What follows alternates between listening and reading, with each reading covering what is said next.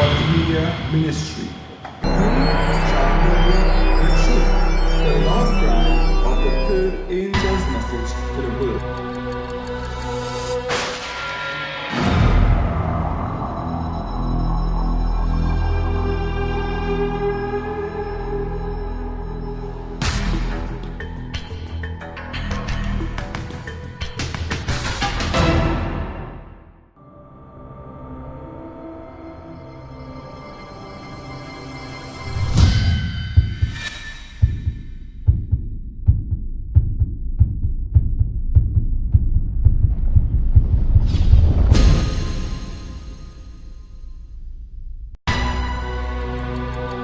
Greetings of grace and peace once again. I am Lucifer, and welcome to our program, And You Shall Know the Truth. This is the Tuesday Media Ministries, Multimedia Ministries, and today we continue our presentation, Lucifer Rising, Satanic Worship in America. And today we want to show you the influence of the New World Order in America. My dear people, we are living in dangerous times.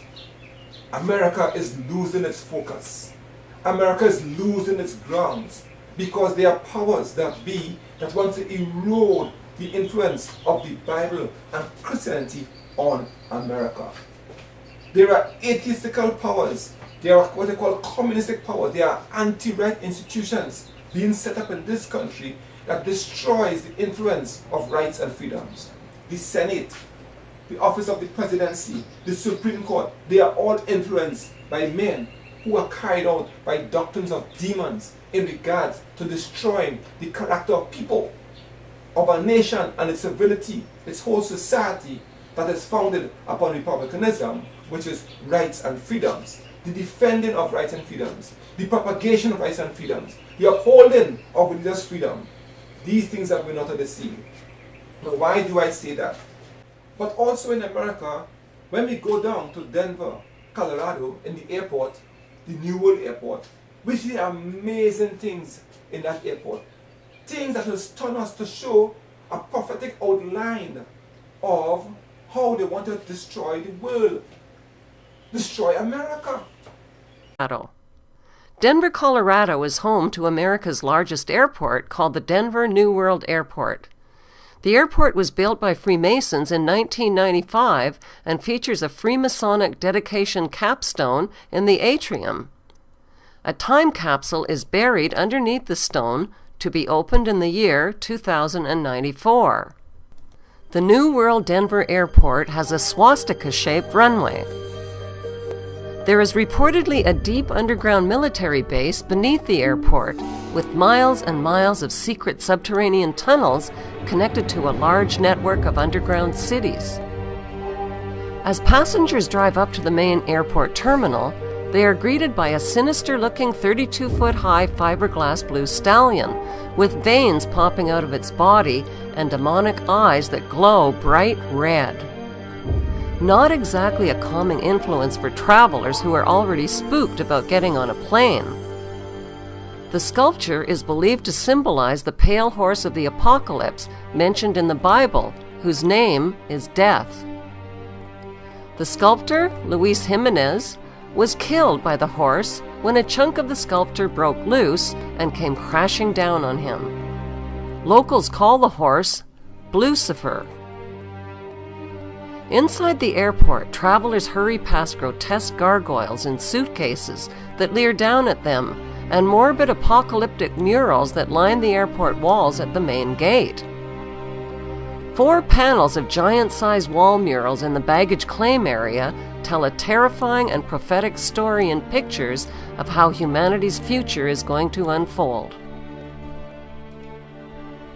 The first mural reveals a horrific Darth Vader-like figure wearing a Nazi general uniform and a gas mask. The gas mask indicates that the next war will use depopulating biological or chemical agents. The white dove that he is killing symbolizes peace. On the right are destroyed buildings reminiscent of the Twin Towers. The Nazi General Scimitar's sword has been swished through the air, leaving behind a rainbow chemtrail that poisons the air and ethnic population below it. On the left is an endless line of weeping women refugees holding dead babies. There is no trace whatsoever of violence to the dead children, who appear to have died from the deadly gas of the toxic rainbow. Why are there no men present? Presumably, they have all been killed. The Nazi General Scimitar's sword that destroys peace is a symbol used by the Shriners, who are Freemasons. Freemasonry is a fraternity within a fraternity. Outwardly, it is a friendly, charitable organization that conceals an inner brotherhood of the 33rd degree elect. The next airport mural shows a forest and a city in flames. The world's endangered animals and plants are extinct: buffaloes, whales, leopards, elephants, and sea turtles. The sickly haze and leaping flames suggest a nuclear or biochemical devastation. Children are the only survivors, and they are weeping over 3 open caskets of an African girl on the left, a native girl in the center, and a white Judeo-Christian girl on the right.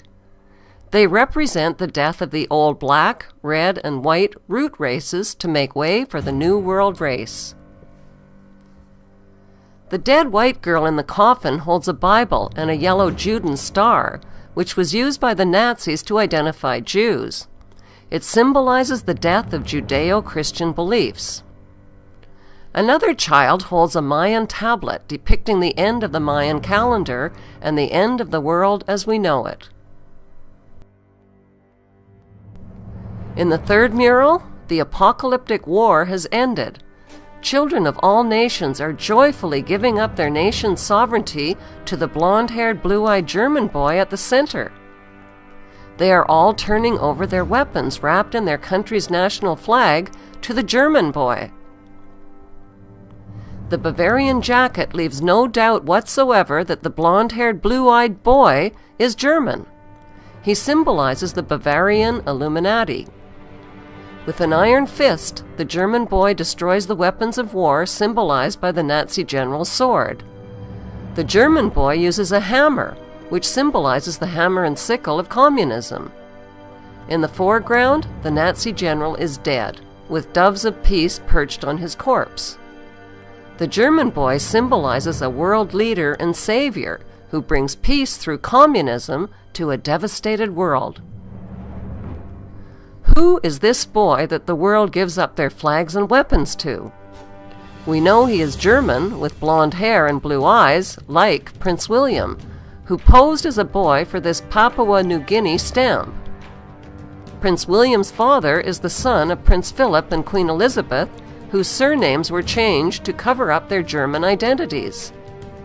Prince William's mother, Diana, was allegedly the daughter of James Goldsmith, a German Jew.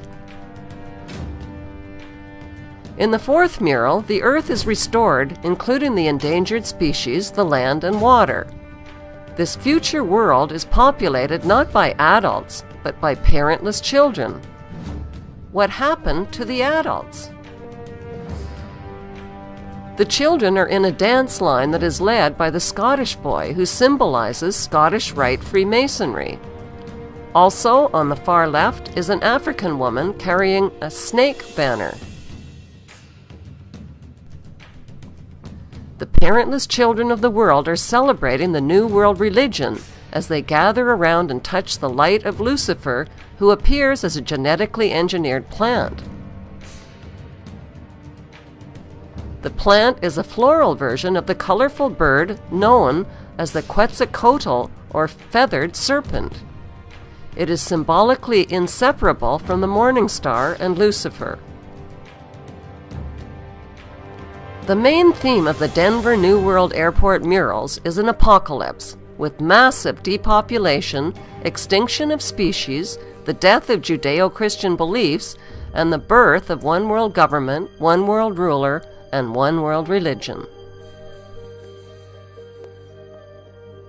The next stop on our Seeing is Believing tour is Charlotte, North Carolina, where the headquarters of America's largest bank is located, the Bank of America.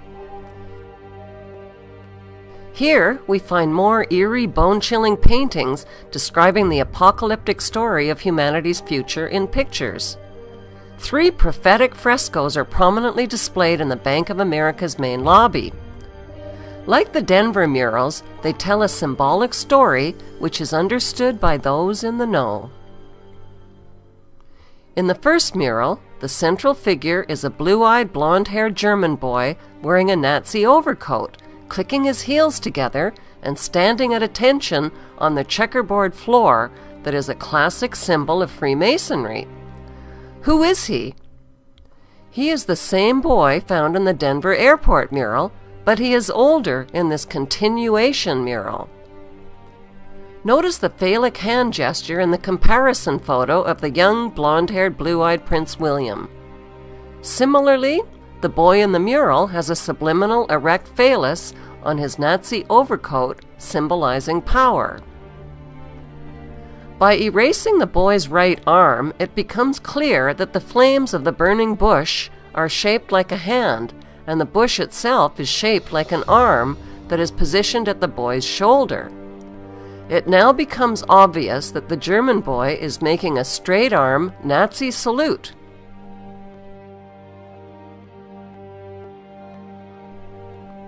Prince William's Knight of the Garter crest is a gold lion. The image of the gold lion is subliminally embedded into the blonde hair of the German boy in the mural. Notice the Egyptian pyramid and black sun behind him.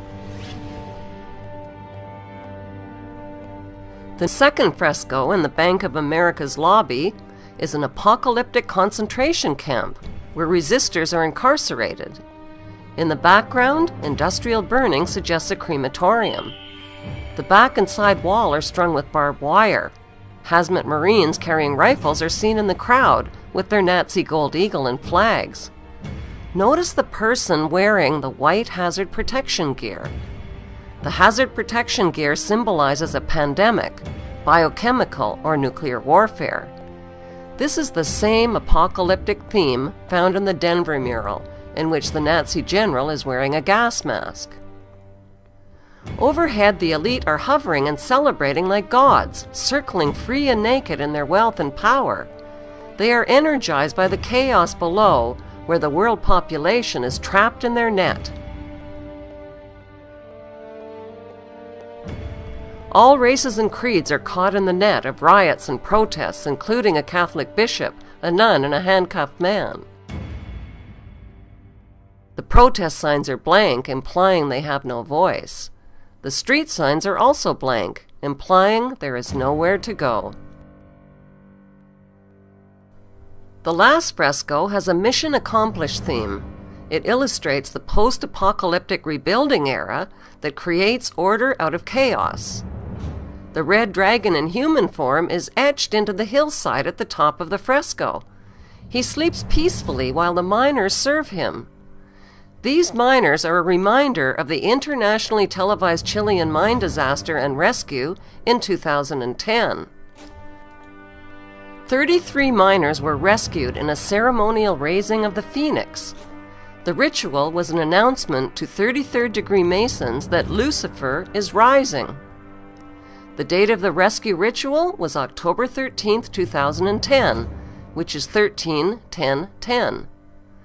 13-10-10 adds up to 33. Where did the Chilean president travel to the day after the rescue ritual? Buckingham Palace. He personally delivered a mine rock to the Queen that had been raised from the mine as a symbol of the risen phoenix.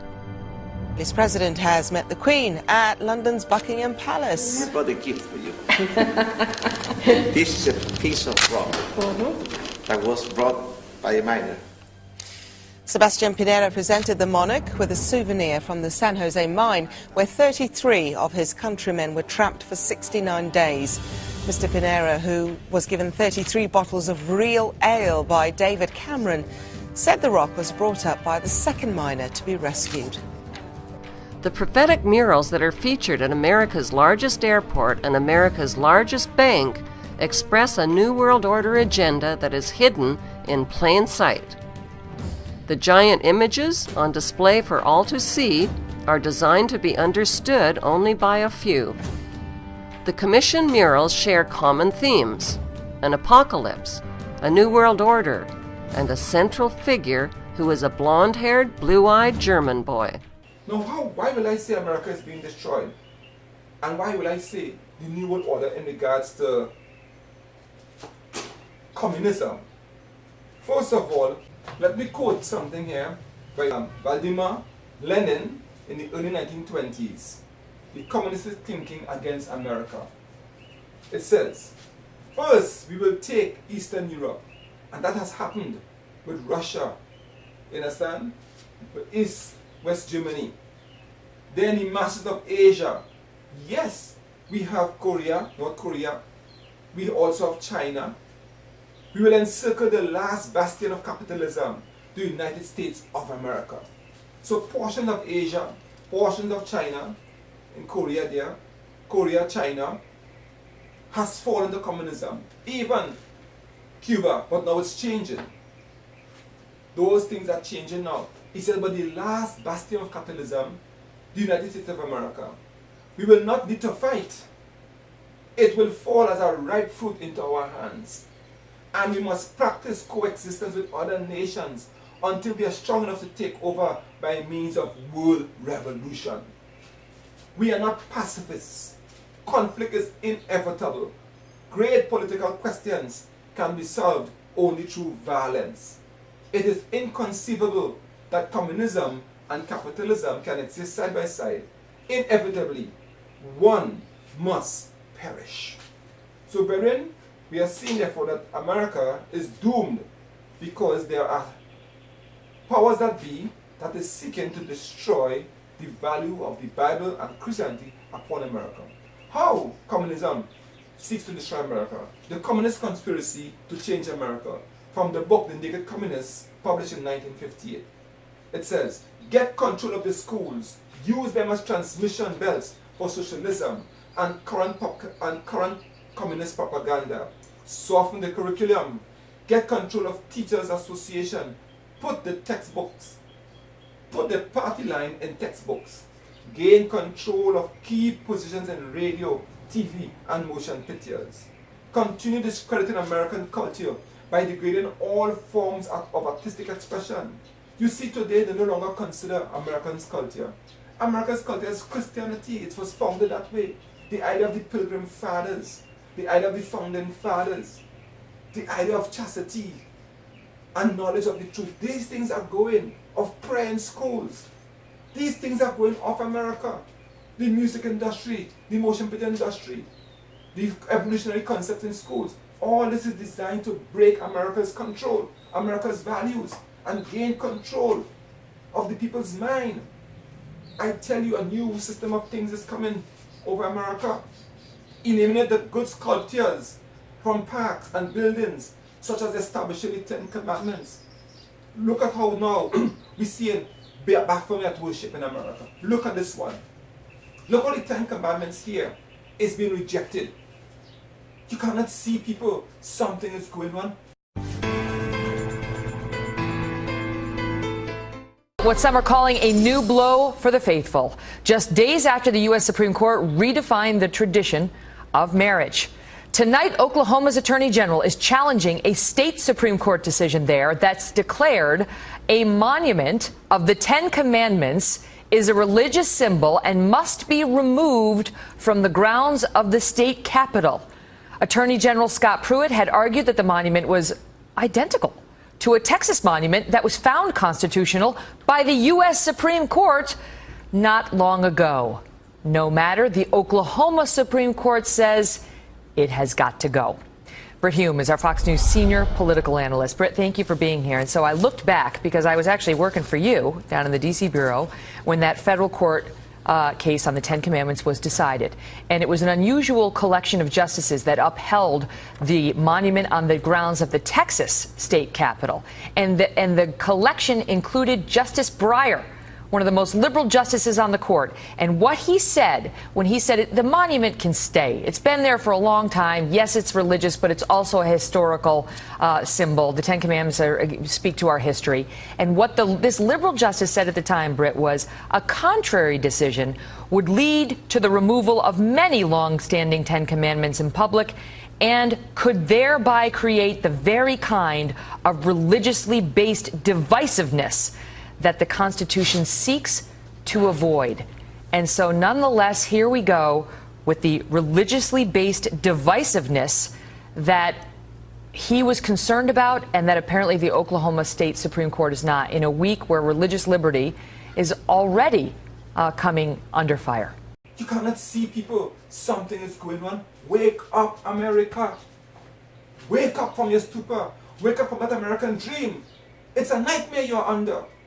Let the dream be on the truths of Jesus Christ and see your rights and your freedom is going. And let Jesus Christ give you sanity through the knowledge of the scriptures. They go on. Infiltrate the churches and replace revealed religion with social religion. Revealed religions is knowledge from scripture through Jesus Christ and the Holy Spirit, teaching you how to live holy and righteously in obedience to God's commandments. But social religion is a religion that benefits the welfare of mankind. That is why there are a lot of 501c3 churches emphasize social issues rather than pointing out sin and making people recognize the transgression of God's law. Discredit the Bible and emphasize the need for intellectual maturity, which does not need a religious crutch. So you see, communism wants to destroy America. Let me quote from a book, Ralph Epperson, The New World Order. And I quote in page 7, and he says here, an Associated Press dispatch on July 26, 1968 reported, New York Governor Nelson A. Rockefeller says, as president, he wanted to be president, as president, he would work towards international creation of a new world order. What is this thing he's talking about? Here later on, in 1976, the 30th of January, a document called the Declaration of Independence was introduced to the American people. It was signed by 32 senators and 92 representatives in Washington, D.C.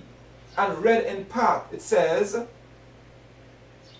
2 centuries ago, our forefathers brought forth a new nation. Now we must join with others to bring forth a new world order. Can't you not see things are going to change in America? The new world order is spoken of in the Bible. When all nations rise together and fight against God and his people. Let me read for you Revelation chapter 17. And I read verse 12.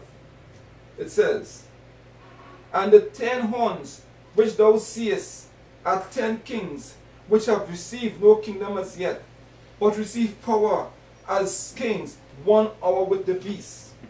These have one mind, and shall give their strength, the power and strength unto the beast. Who is the beast they are giving the strength and the power to? The 10 horns are the nations of the world. They all have one mind, one philosophy. Okay? They're given the power, which is their legislative power, or what they call constitutional power. Who is the beast they're giving it to? You read in verse Revelation chapter 17, and we read who is the beast. It says here, verse 3, so he carried me in the wilderness, and I saw a woman sit upon a scarlet beast, full of the names of blasphemy, with 7 heads and 10 horns. So the beast is scarlet colored. The scarlet colored beast is a name of blasphemy. That beast is a name that blasphemes everything about God.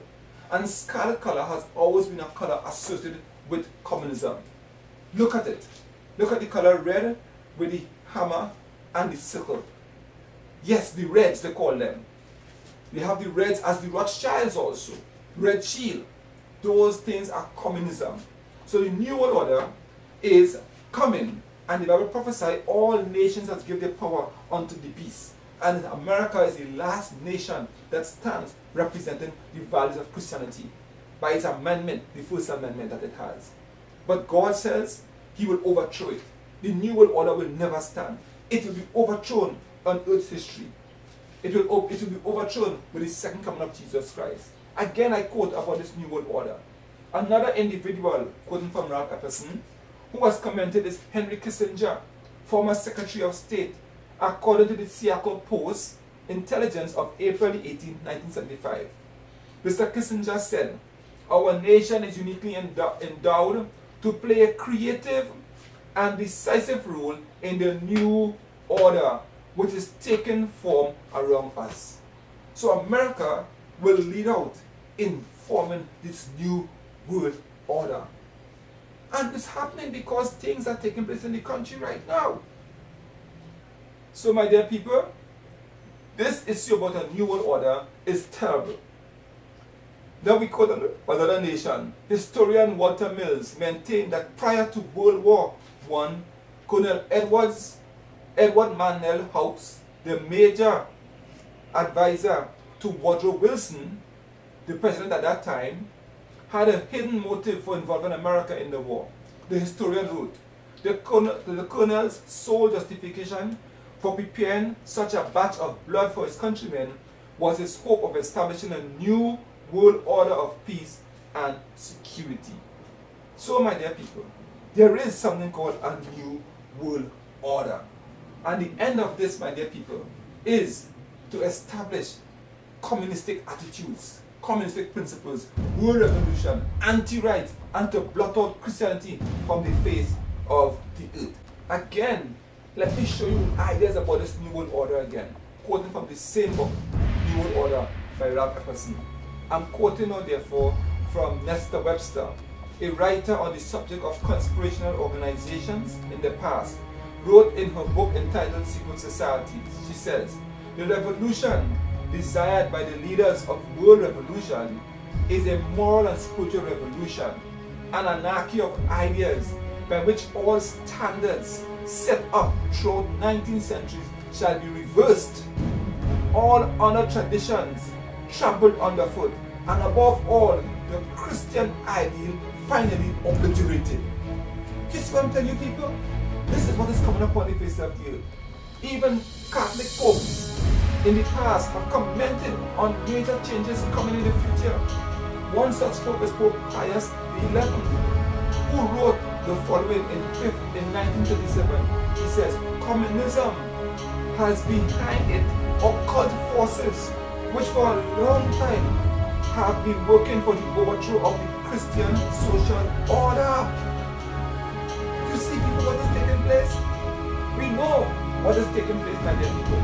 Something is going on. Okay? He says, continues, Pope Pius IX says, in his November 1846, he says, "The infamous doctrine of so-called communism is absolutely contrary to the actual law itself, and if adopted, would destroy the rights, property, and possessions of all men." You see? Understand? And even society itself. So we are seeing that this thing